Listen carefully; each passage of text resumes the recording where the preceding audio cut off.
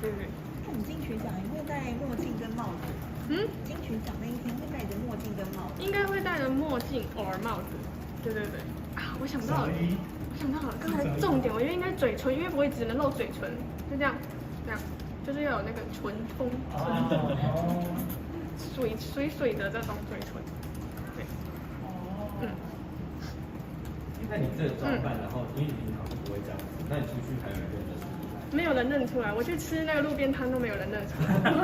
我那天吃那个就是那个路边摊，然后我妈忘了戴口罩，我们两个就在那个餐厅路边摊上飞奔回家。那整个跑步的过程，从来没有人认出我。对，所以我觉得还蛮就是这是有点像是现在这个装扮的一个特点，对我来说就是我可以保持我私下的生活，快乐的坏特私下生活。说什么时候可以公开一下你的真面目？公开真面目，这可能我要再跟我的那个玉明哥还有公司讨论一下。还是你得奖在台上揭面？这样子蒙面歌手，结果是另一个人，会不会认不出来？会不会不是你，就是你只是现在出来帮忙。刚才那是我妈妈上台。对，结果替身专辑是另外一个人写的。好，因为还在考虑啦，还在思考中。对啊。那这么低调有原因吗？这么低调，一开始是因为我本来是在医院上班，但是医院是一个很小的团体，我们的圈子很小，所以我会希望保持我原本的生活。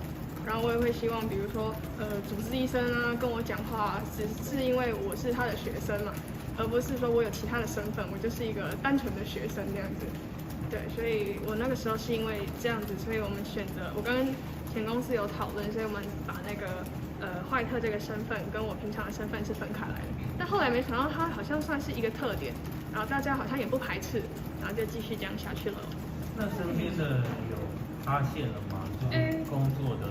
我在刀房，就是我那时候在外科的时候，然后那时候手术房在放我的音乐，然后其实我有一种赤裸感又出来了，然后是后来学姐听我的声音，她说：“你的声音怎么有点像是那个你心想现在在放的那个音声音？”我就说：“对啊，那是我，就是那是一个偶尔学长学姐，我们医院的那个医生会听出来，对，但是几率很小，对。那所以现在还是没有，就是如果你在医院的话，还是没有人知道。没有啊，因为我们大家去医院通常都戴口罩，然后我们大家就是做事情嘛，很少会说一直聊天啊什么的，所以应该算很少。那你跟学姐说那个声音是你的时候，她有很惊讶或者是？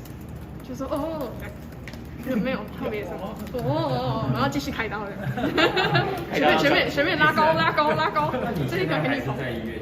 我现在算是因为我已经毕业，所以我已经离开医院这个环境，所以我现在目前来说算是gap year 吧。我不知道这个 gap 就是这个这一段做音乐的时间可以多长，但是如果可以的话，我希望可以一直继续下去。对，之前在医院是什么职称？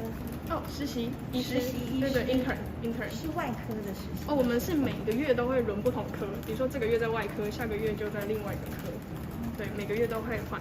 那你有考过那个